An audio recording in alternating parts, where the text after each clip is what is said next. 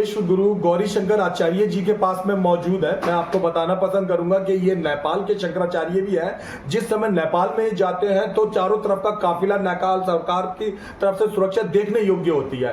फिलहाल भारत के अंदर अभी हाल ही में इन्होंने कंझावला में एक आश्रम खोला। आज हम इन्हीं से सवाल जवाब करने के लिए मौजूद है। महाराज जी, जो नादान आपको नहीं जानते उनके लिए मैं चाहूंगा कि थोड़ा सा अपने विषय में दर्शकों को बताएं। देखो, पहली बात तो आपका धन्यवाद और आपके इस चैनल को भी आशीर्वाद है। सच बात तो यह है कि मैं स्वयं को जानने के लिए अभी प्रयासशील हूँ। सही माने में अभी स्वयं को जानने के लिए या मेरे बारे में जानने के लिए अभी मैं पूरी तरह से सक्षम नहीं हूँ।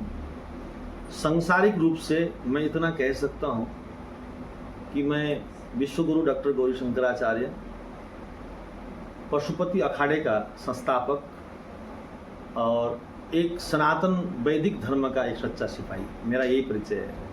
बहुत अच्छी बात। अभी हाल ही में आपने एक कंझावला में पशुपति भवन का उद्घाटन किया, कृपया दर्शकों को उसके विषय में बताइए। हाँ, देखिए, उसे तो वैदिक धर्म में 33 कोटि देवताओं का जिक्र आता है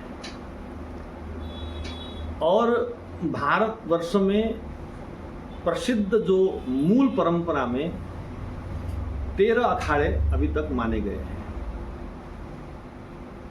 जब नेपाल दुनिया का एकमात्र हिंदू राष्ट्र, सनातन वैदिक राष्ट्र, लेकिन मैं ये कहूँगा कि वहाँ के कुछ नकारे लोग, नकारे राजनीतिक लोगों ने नेपाल को धर्मनिरपेक्ष शब्द से संबोधित किया। उसका परिणाम ये हुआ, नेपाल में ईसाईकरण अधिक बढ़ गया। अच्छा, इतना बढ़ गया कि बहुत नजदीकी समय में लगभग 4 लाख चर्च तैयार हो गए। अच्छा, नेपाल में? नेपाल। तो इस बात को देख करके हमारा मन बड़ा रोया। हमने कहा, देखो, भारत दशनाम संन्यास परंपरा से ओतप्रोत है। अगर हम कुछ भी कहें, भारत संतों की भूमि है। भारत संतों की भूमि। भारत विश्व गुरु है और संतों के ही आशीर्वाद से आज भारत पूरी दुनिया में परिचित है। और भारत और नेपाल, अगर हम सीमांकन के दृष्टिकोण से देखें, नेपाल अलग है, भारत अलग है। परंतु मौलिक दृष्टि से अगर हम देखें, धार्मिक दृष्टि से देखें, वैचारिक दृष्टिकोण से देखें, भारत और नेपाल भिन्न नहीं, एक ही है, एक ही राष्ट्र। तो उसमें जो क्रिश्चियनिटी का इतना बिग होना, तो इसका मतलब क्या हुआ कि हमारी जो संस्कार है, जो हमारी जो संस्कृति है, धीरे धीरे नष्ट होते हुए हमने देखा। तो हमने नेपाल में एक सहस्त्र कुंभ महादर्शन का आयोजना किया। उसी में हमने नेपाल के राष्ट्रपति के द्वारा आद्य शंकर कैलाश पीठ पशुपति अखाड़े का उद्घोष करा करके वहीं से इसका हमने निर्माण किया। नेपाल के राष्ट्रपति। क्या बात है, ठीक है जी। और उस कार्यक्रम में हमारे लगभग 1.5 से 2 करोड़ लोग उपस्थित थे। कोई सामान्य ऐसा नहीं है कि 10-5 लोगों के द्वारा ऐसा कहा गया विषय नहीं। 1.5 से 2 करोड़ लोगों की उपस्थिति में हमने आद्य शंकर कैलाश पीठ और पशुपति अखाड़े का निर्माण किया। वहां से प्रारंभ कार्य शुरू हुआ। ये कार्य 2016 में किया था हमने। उसके बाद हमने इसको क्यों बनाया? अब ये प्रश्न उठता है कि जब यहाँ 12 अखाड़े हैं पहले से ही, आपने पशुपति अखाड़ा क्यों बनाया? ये प्रश्न उठता है। देखिए, कभी भी जब मकान पुराना हो जाता है ना, उसमें जीर्णता बहुत आती है, उसमें विकृतियां बहुत आती है, उसके प्लास्टर गिरने लग जाता है, उसके टाइल्स गिरने लग जाते हैं, उसका लेंटर गिरने लग जाता है। सेम इसी तरह से जब धर्म का जो संकीर्णता है, वो संकीर्णता जब समाज में अधिक बल देने लगती है तो उसमें कुछ कमियां आने लगती है। हमने बहुत सारे साधु समाज से ये प्रार्थना की, हम सब लोगों को ये कार्य करना चाहिए, लेकिन किसी ने भी ये बात नहीं सुना। तो हमने आखिर में युद्ध तो करना था, तो हमने वहाँ से पशुपति अखाड़े का निर्माण किया। आज हम लगभग 14 देशों में पशुपति अखाड़ा, पशुपति विद्वत परिषद का हमने निर्माण किया है। हम पूरी भारत में काम कर रहे हैं। भारतीय जो दर्शन है उस पर हम लोग काम कर रहे हैं। इसी सिलसिले में देखो, कहीं न कहीं एक स्थान तो चाहिए सभी को। आने जाने वाले लोग कहाँ आएंगे जाएंगे, तो हमने नज़दीक में कंझौला एक क्षेत्र है, उसमें हमने पीताम्बरा पशुपति मठ पीताम्बरा नाम इसलिए रखा कि पीताम्बरा का मैं उपासक रहा हूँ बचपन से, माँ भगवती का उपासक रहा हूँ। और पशुपति, हमारा जो पशुपति अखाड़ा है ही, तो उसके नाम से हमने पीताम्बरा पशुपति के नाम से हमने रंझौला में अभी पशुपति अखाड़े का स्थापना हमने किया। तो वहाँ से अभी जो प्रक्रियाएं हैं, अभी जुलाई से प्रारंभ होगा। जुलाई से हमारा गुरुकुल की व्यवस्थापन शुरू हो जाएगा। हम चाहते हैं कि यज्ञ की परंपरा वहाँ से प्रारंभ हो, वहाँ से ध्यान की परंपराएं शुरू हो, वहाँ से योग की परंपराएं शुरू हो। मूल बात यह है कि जो समय समय पर धर्मशास्त्रों पर जो छेपक करके हम उस प्रयास में हम अपना प्रहार करके विशुद्धतम भारतीय संस्कृति पूरी दुनिया को दिखाना चाहते हैं। यही पशुपति अखाड़े का उद्देश्य है। महाराज जी, बहुत खूबसूरत बात आप अपने बारे में कहते हैं। मुझे याद है बहुत लंबे सालों से, मैं कोई ताबीज नहीं देता हूँ, मैं कोई टोटका नहीं देता हूँ, मैं किसी प्रकार का कोई जंतर मंतर नहीं देता हूँ। उसके बावजूद सैकड़ों हजारों महिलाएं, पुरुष, बालक, वृद्ध आपके पास दर्शन के लिए, अपनी समस्या दूर करने के लिए आते हैं। किस तरीके से आप उनके मनोभावों को समझते हो, उनकी समस्या दूर कर पाते हैं? देखो, मैं बार बार एक ही बात कहता हूँ, और हमें किसी से कोई स्वार्थ नहीं है। अगर मुझे किसी से स्वार्थ हो तो मैं अपनी भाषा में लिपापोती करूँगा, बहुत सारी बातें करूँगा, बहुत सारे आइटम तैयार करूँगा, लेकिन अपने पास ऐसा कुछ नहीं है। हम ये कहते हैं मैं जैसा हूँ ऐसा ही। वाक्य में यहाँ कोई गंडा, ताबीज, फलाना, ढिमका, इन चीज़ों की कोई जगह नहीं है।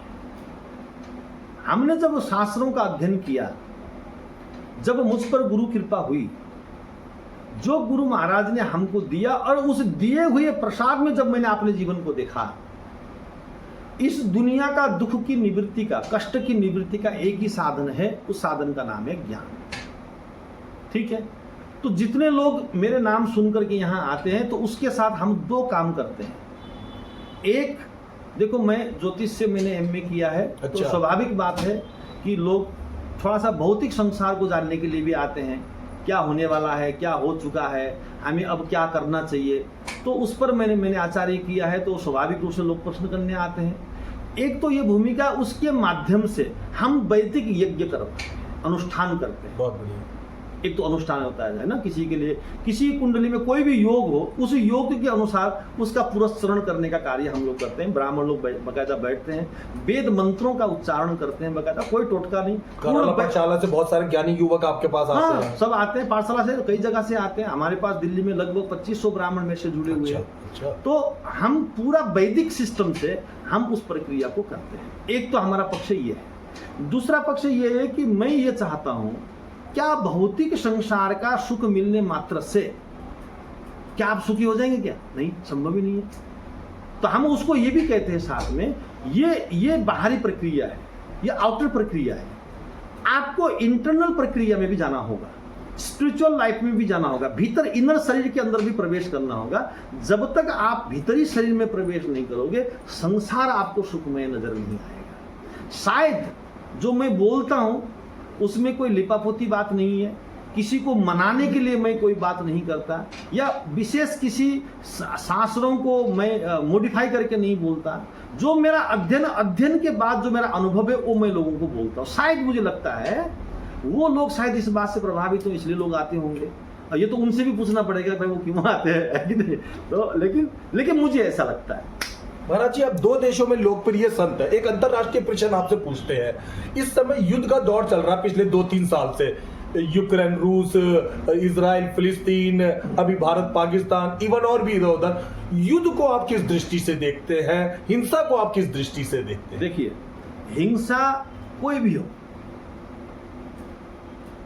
भारतीय दर्शन ने अहिंसा परमो धर्म का एक नारा दिया है जी, लेकिन उसका एक पक्ष और भी है, धर्म हिंसा तथैव बचा, ऐसा भी बोला गया है। लेकिन हिंसा को हम कभी भी महत्व नहीं देते। लेकिन यहां पर एक बात समझने की है, गीता में भगवान श्री कृष्ण बड़ी सुंदर व्याख्या विवेचना करते हैं इस पर। यदा यदा ही धर्मस्य ग्लानिर्भवति भारत अभ्युत्थानम धर्मस्य तदात्मानं सृजाम्यहम्। उन्होंने मैं जन्म लूंगा ऐसा नहीं बोला, भगवान का कभी जन्म नहीं होता है। सृजाम्यहम्, मैं स्वयं को सृजन करता हूं। हाँ, स्वयं ही मैं क्रिएटिव हूं, मैं सृजन करता हूं। क्यों करता हूं? जब लोग व्यभिचारी बन जाएंगे, जब लोग धर्म का मार्ग का त्याग करेंगे, दुष्ट और दुराचारी, अब जब धर्म का मार्ग खत्म हो जाएगा, दुराचारी स्वाभाविक हो जाएंगे। अभी का जो आप सेशन को देखिए, आप समाज में रहते हो, जितना नंगापन को लोग महत्व दे रहे हैं, आपको दिखाई नहीं देता? दिखाई देता है, सबको दिखाई देता है ना।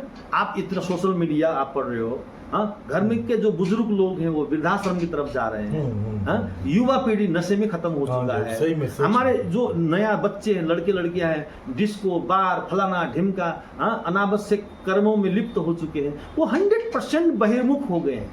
यह पाप का अर्थ कोई अलग नहीं है। जब हम इंटरनल सोल से, अंतरंग जगत से जब बहिरंग यात्रा करते हैं, टोटली बहिरंग जब यात्रा करते हैं, तो भीतर की आत्मा पूरी तरह से नष्ट हो जाती है। ठीक है, हम लोग सोचने समझने की शक्ति खत्म हो जाता है, हमारे अंदर कर्तव्य का बोध खत्म हो जाता है, पाप और पुण्य का भेद खत्म हो जाता है। उस स्थिति में जब ऐसी स्थिति बन जाए, लोग इंसान का दुश्मन जब बनने लग जाए, तो भगवान कहते हैं मैं स्वयं को सृजन करता हूं। आप समझे? तो इसी तरह से जो लोगों के अंदर जैसे बहिरंगी जब यात्रा करेंगे, तो लोगों के अंदर अनावश्यक चीजें बहुत ज्यादा होंगी, है ना, विस्फोटक चीजें ज्यादा बनेंगे। ये अभिमान का कारण है। हम कहते हैं कि दुनिया में विश्व में शांति की स्थापना होनी चाहिए। विश्व में शांति की स्थापना होने का एक ही मार्ग है। हर देश का शासक, हर देश का प्रतिनिधि जब धर्म को अपने सर पे रखेगा, तो मैं गारंटी से कह सकता हूं पूरी दुनिया में शांति की स्थापना होगी। अभी क्या है, एक समय था जब राजा महाराजा लोग अपने धर्म गुरुओं से आश्रय लेकर धर्म का प्रचारण करते थे, तो धर्म का मार्ग बड़ा सुंदर था, बड़ा सुखी था, हाँ, बड़ा सुंदर विवेचना थी। लेकिन अब क्या हो गया? अब तो बड़ा दिक्कत हो गई। अब क्या है, धर्म नीचे हो गया, राजनीति ऊपर हो गया। राजनीति का हर व्यक्ति जो है धर्म के सर पे पैर रखना चाहता है, और इसका परिणाम क्या हो रहा है? धर्म की विकृति हो रही है, और उस विकृति का परिणाम ही युद्ध है ना। तो हम तो ये पूरी दुनिया को और देश के शासक को भी ये कहना चाहते हैं, हाँ, धर्म को सिरोधार्य करिए, है ना। दूसरा, जब तक अहम होगा, युद्ध स्वाभाविक बात है, युद्ध हो गया होगा, कौन रोक सकता है? घर में भी जब विचारों में द्वंद्व होगा तो क्या होगा?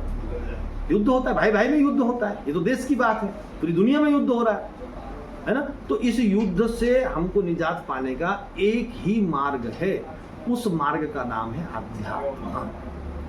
भारत ही पूरी दुनिया को इस बीमारी से निजात दिला सकता है, दुनिया में दूसरा कोई देश नहीं।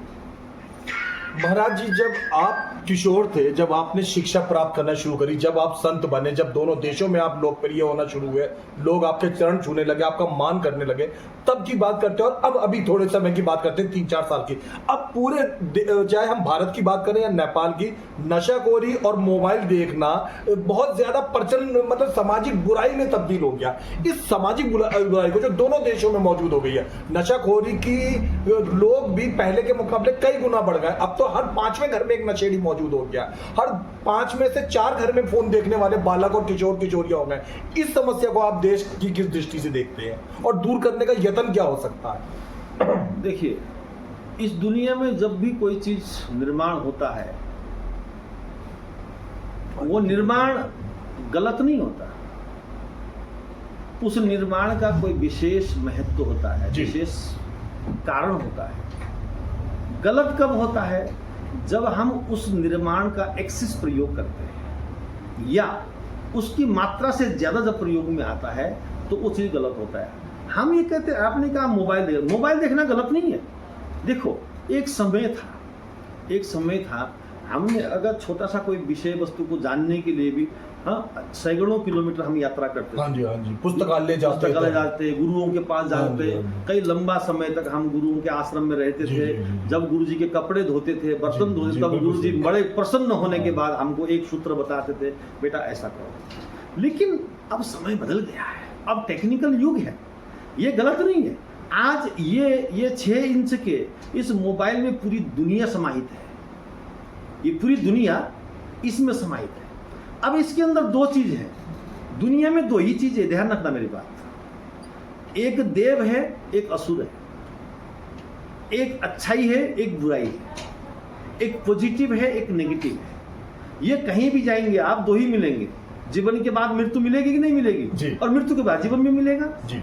सूर्योदय के बाद अंधेरा भी होगा और अंधेरे के बाद सूर्योदय भी होगा।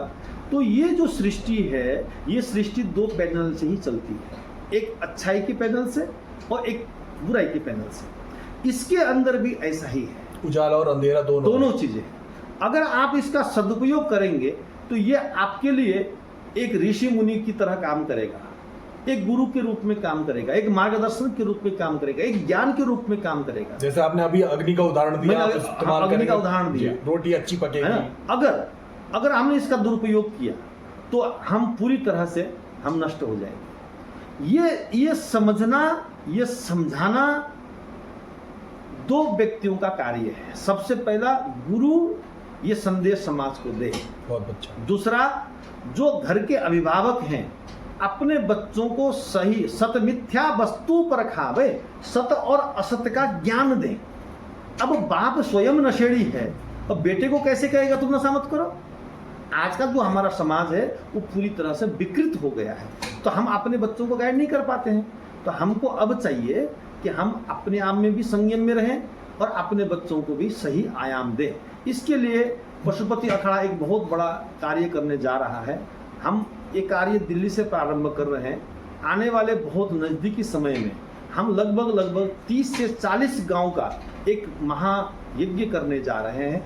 उस यज्ञ में भौतिक क्रियाएं भी होंगी और अंतरंग क्रियाएं भी होंगी, और समाज को हम एक नया पैटर्न देंगे, समाज को एक नया सूत्र देंगे, और उस सूत्र में हम जब समाज को बांधने लग जाएंगे तो एक नया और सुंदर समाज का निर्माण होगा। हम इस पर काम कर रहे हैं।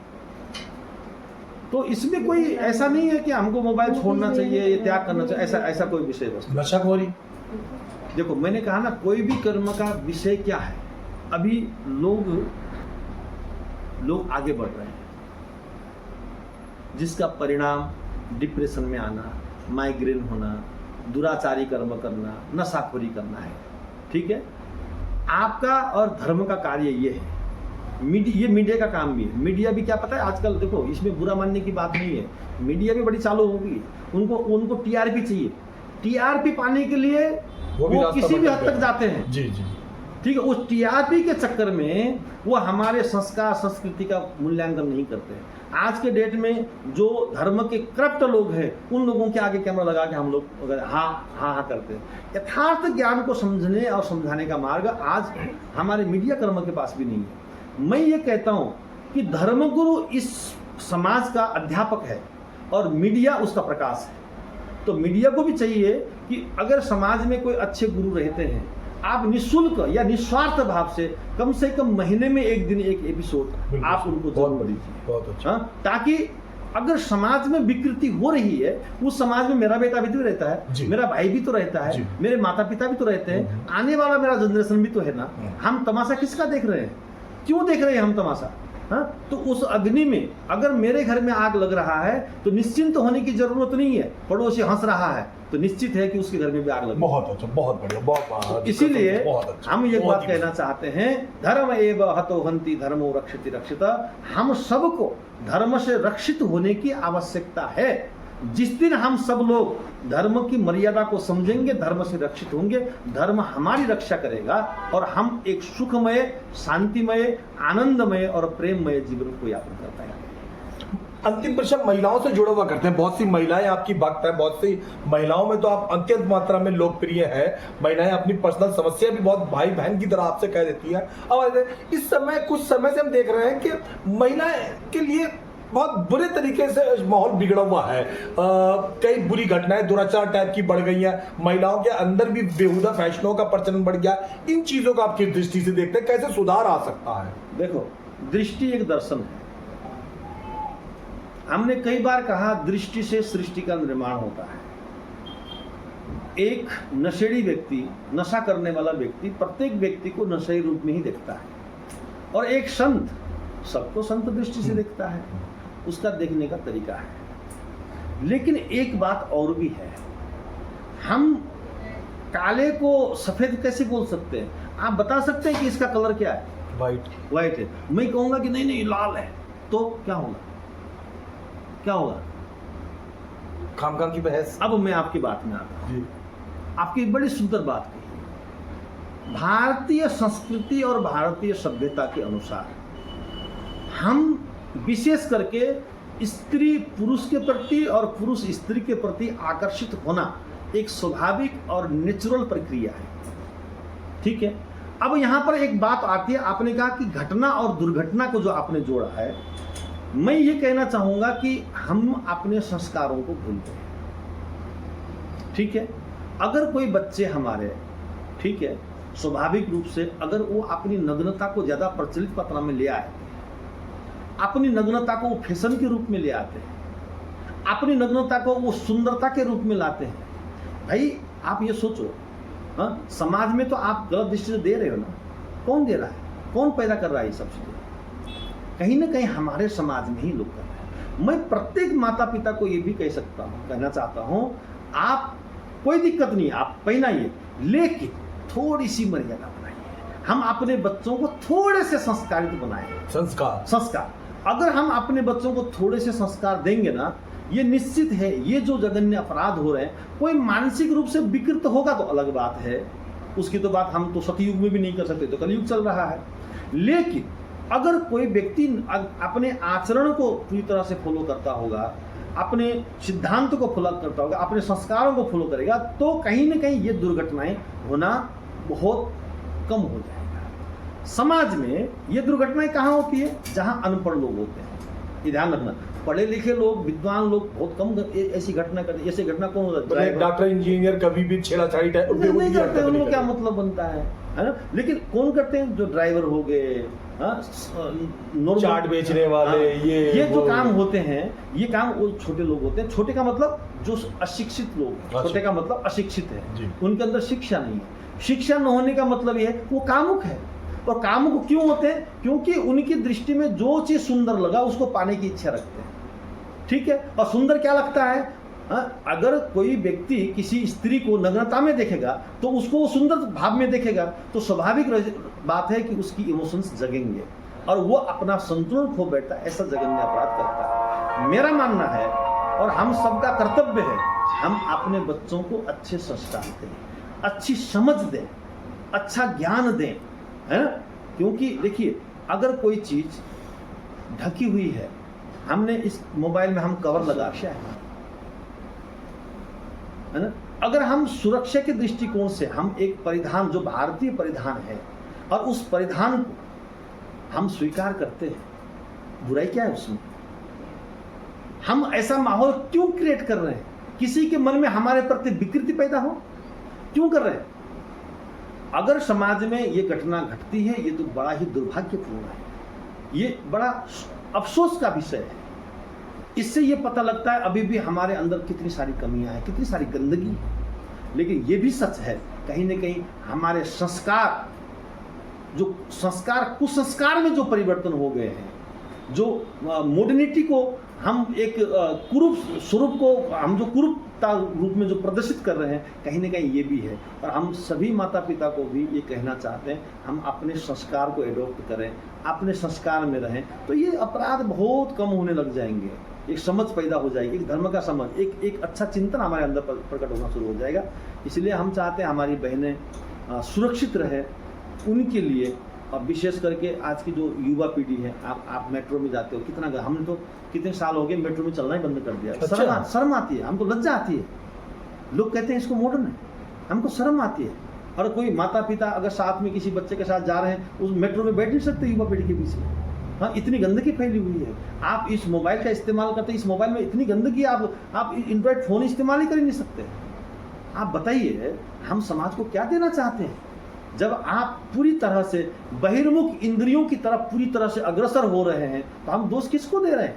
दोष के कारण हम स्वयं हैं। हम स्वयं को बदलना होगा, हमने अपने विचारों को बदलना होगा, अपने कर्मों को बदलना होगा, अपने संस्कार को बदलना होगा, तब जाकर ये सारे सिस्टम ठीक होने शुरू होते हैं। महाराज जी, हजारों लाखों करोड़ों लोग आपको देख रहे हैं, दिल्ली के भी लोग आपको देख रहे हैं। दिल्ली में जल्दी 2-3 दिन में 10वें का रिजल्ट आउट होने वाला है। 10वें के जब भी रिजल्ट आउट होता है तो कुछ बच्चे उत्तीर्ण पास हो जाते हैं, कुछ नहीं होते। जो नहीं होने वाले हैं उनमें निराशा की और कुछ और बुरा कर जाने की भावना आ जाती है। ऐसे बच्चों के माँ बापों को क्या और गुरुओं को आप क्या संदेशा देना चाहेंगे? देखो, दो बातें हैं। पहली बात तो अभी जो ये संदेश है, जो बात आपने कही, बहुत महत्वपूर्ण बात है, क्योंकि ये हमारे जीवन की बुनियाद है। विद्यार्थी जीवन 9th में, 10th में, 11th में, 12th में जो बच्चे हमारे हैं, वो हमारे परिवार की बुनियाद है, हमारे समाज की बुनियाद है, हमारे राष्ट्र की बुनियाद है, इस पूरी दुनिया की बुनियाद है। लेकिन दुर्भाग्य इस बात का भी है, हम धीरे धीरे कहीं न कहीं इस बुनियाद को खोखला कर रहे हैं। ठीक है। नंबर 2, अभी का जो मॉडर्न एजुकेशन की जो हम बात कर रहे हैं, पहली चीज तो ये 100% फेक है, इसमें कुछ भी नहीं है, चाहे सरकारी हो या प्राइवेट हो, कुछ भी है ही नहीं। इस पूरे एजुकेशन के अंदर अगर आप डीपली जाकर के देखेंगे तो आप सिर्फ एक ही चीज प्राप्त कर सकते हो, how to earn money, how to earn money. आप पैसे कैसे कमा सकते हो, इससे अलावा आज की शिक्षा में नैतिक शिक्षा खत्म होगी, सामाजिक शिक्षा खत्म होगी, आचरण खत्म हो गया, संस्कार खत्म हो गया, संस्कृति खत्म होगी, परंपराएं खत्म होगी। आजकल स्कूलों में देखता हूं, अगर बच्चा टीका लगा के चला जाए तो उसको गेट से बाहर कर देते हैं। आप एक बात बताइए, आप क्या सिखाना चाहते हैं? इन सभी स्कूलों को ताला लगा देना चाहिए। मैं मजाक नहीं कर रहा हूं। देखिए, संस्कार से विहीन शिक्षा जहर से भी ज्यादा खतरनाक होता है। बच्चे पढ़ेंगे कहाँ? मैं बता रहा हूं ना आपको, हम वो भी बताएंगे। आपने कहा कि बहुत सुंदर बात कही। आपको पता होगा, नालंदा विश्वविद्यालय से पहले भारत में 4 लाख गुरुकुलें थी जी। हाँ, दुनिया का एकमात्र समृद्ध राष्ट्र और विश्व गुरु के रूप में किसको जाना जाता था? भारत को, नालंदा और मगध विश्वविद्यालय। किस कारण से? आज कहां चले गए हो? आज तो घर घर में विद्यालय हैं, घर घर में यूनिवर्सिटी हैं, अब कहां चले गए? ये क्यों हो रहा है? मैं आपसे एक प्रश्न करता हूं, आप एक बेटे को एक डॉक्टर बनाने के लिए आप 4 से 5 करोड़ रुपए खर्च करते हो जी। करते हो? अब तो उससे भी ज्यादा 6-7 करोड़ हो गया है वो। भाई एक नॉर्मल बात, बचपन से लेकर अगर हम बच्चा उत्तीर्ण हो रहा है, अपने आप एफर्ट्स भी कर रहा है, तो 5 करोड़ रुपए का खर्चा आता है। अब आप ये सोचिए, वही बेटा जब डॉक्टर बनेगा और हॉस्पिटल में जाकर के लोगों की किडनी बेचने लगेगा, हाँ, किसी का ब्लड निकालने लगेगा, वो संस्कारहीन हो जाएगा, चरित्रहीन हो जाएगा, क्या करेंगे उस बेटे का आप? आज यही हो रहा है। अच्छा, आज यही हो रहा है। आज की जो शिक्षा है उसमें संस्कार, नैतिकता, प्रेम, आनंद, मानवता, एकता, ये सब खत्म हो गया है। अभी का जो संस्कार है वो सिर्फ ये सिखाता है कि तुम इतनी उम्र में जाने के बाद तुम पैसा कमाने कैसे शुरू करोगे, पैसे की होड़ लग गई है। ये गलत है। ये शिक्षा का ये नेतृत्व नहीं है। शिक्षा एक समझ है। शिक्षा से विकास, विवेक का जन्म होता है। शिक्षा से नैतिकता का विकास होता है। शिक्षा से प्रेम का विकास होता है। शिक्षा ही एकत्व की भावना लाता है। शिक्षा ही विश्व बंधुत्व की भावना पैदा करता है। वो शिक्षा आज खत्म हो गई है। और हम तो भारत सरकार से भी कहना चाहते हैं, आप विद्यालय जरूर बनाइए। और विद्यालय में ये जो आप देखिए, आप कभी आपने नोट किया है, एक बच्चा सुबह 6 बजे विद्यालय निकलता है, लेके जाता है, दोपहर को 2 बजे तक विद्यालय में जाता है, और उसको इतना होमवर्क दे दिया जाता है कि वो बेचारा 1 घंटा भी उसके पास खेलने के लिए वक्त नहीं होता है। उसकी फिजिकल एक्टिविटी खत्म होगी। आपको ये मैं बताना चाहूंगा, ये मीडिया के माध्यम से आज का हमारा युवा पीढ़ी नपुंसक बनता जा रहा है। आपको पता है समाज में हमारे युवा पीढ़ी क्यों नपुंसक है? बच्चे पैदा नहीं हो रहे हैं। क्यों नहीं हो रहे हैं? क्योंकि उनके ऊपर इतना मानसिक लोड डाल दिया गया है, इतना मानसिक तनाव में वो जीवन बचपन से हाँ, जिसका परिणाम उनका फिजिकल और मेंटल शोषण हो रहा है। हम चाहते हैं प्रत्येक मंदिर अपने अपने क्षेत्र में, प्रत्येक क्षेत्र में कम से कम 2 गुरुकुल बनने चाहिए। अगर निरंतर शिक्षा गुरुकुल में नहीं भी हो, हर माता पिता से मैं ये कहना चाहता हूं, अपने नजदीक के जितने भी गुरुकुल है, सैटरडे एंड संडे छुट्टी वाले दिन अपने बच्चों को गुरुकुल जरूर भेजिए, सिर्फ 2 दिन के लिए। आप अपनी वैदिक प्रक्रियाओं को, वैदिक परंपराओं को सिखाइए, समझाइए, और इनका वैज्ञानिक सिस्टम। मैं आपको एक लास्ट बात कहना चाहूंगा इस विषय में, भारतीय दर्शन पूर्ण वैज्ञानिक है।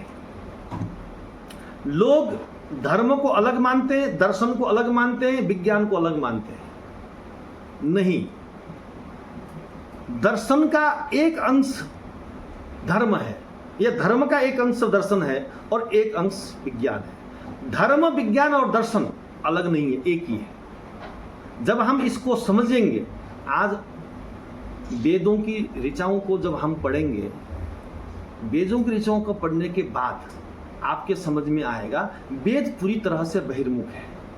बाहर का जो संसार है, बाहर की जो व्यवस्थाएं हैं, वो वेद सिखा रहा है। वेद के बाद उपनिषद आए, उपनिषद गूढ़ बात कर, उपनिषद अंदर की बात करता है, वेद बाहर की बात करते हैं। आप समझिए, तो वेद ने पूरे सृष्टि में रहने का सिस्टम सिखाया है और उपनिषदों ने भीतर रहने का सिस्टम सिखाया है। आप समझे ना, हम वेद और उपनिषदों से बहुत दूर हो चुके हैं। अब हमें चाहिए कि हम पुनः भारत को विश्व गुरु बनाने की यात्रा में, या नेपाल भारत सब एक ही चीज़ है, कोई दिक्कत नहीं है। हम तो क्या नेपाल और भारतीय क्यों, हम पूरी दुनिया में शांति चाहते हैं, हम पूरी दुनिया में प्रेम चाहते हैं, हम पूरी दुनिया में एकता चाहते हैं। क्या बात है। हम किसी मजहब या किसी धर्म या किसी संप्रदाय या किसी स्थान के बारे में नहीं कह रहे हैं। हम तो वसुधैव कुटुंबकम की भावना रखने वाले हैं। उदार चरिता नांदु वसुधैव कुटुंबकम की भावना रखने वाले लोग हैं। अहिंसा परमो धर्म के देश में रहने वाले लोग हैं। जिस देश में महावीर और बुद्ध जैसे महापुरुष का अवतरण हुआ, हम उस देश के रहने वाले हैं। जहाँ राम और कृष्ण का अवतरण हुआ, जहाँ गीता और रामायण जैसे महाग्रंथों का निर्माण हुआ, हम उस देश के रहने वाले हैं आज। लेकिन जहाँ गंगा यमुना सरस्वती का प्रवाह होता है, हम उस देश में रहने वाले लोग हैं। हम जा कहाँ रहे हैं? तो ये समझने की आवश्यकता है, इसको समझना पड़ेगा। आज नहीं समझेंगे तो जिस दिन हमारा विनाश होगा उस दिन समझेंगे। फिर लास्ट में यही शब्द है, पछताने से का हुए चिड़िया चुग गई खेत, है ना। तो हम सब लोगों को संस्कारित होने की आवश्यकता है। भगवान पशुपतिनाथ हम सबका मंगल करे। ओम शांति।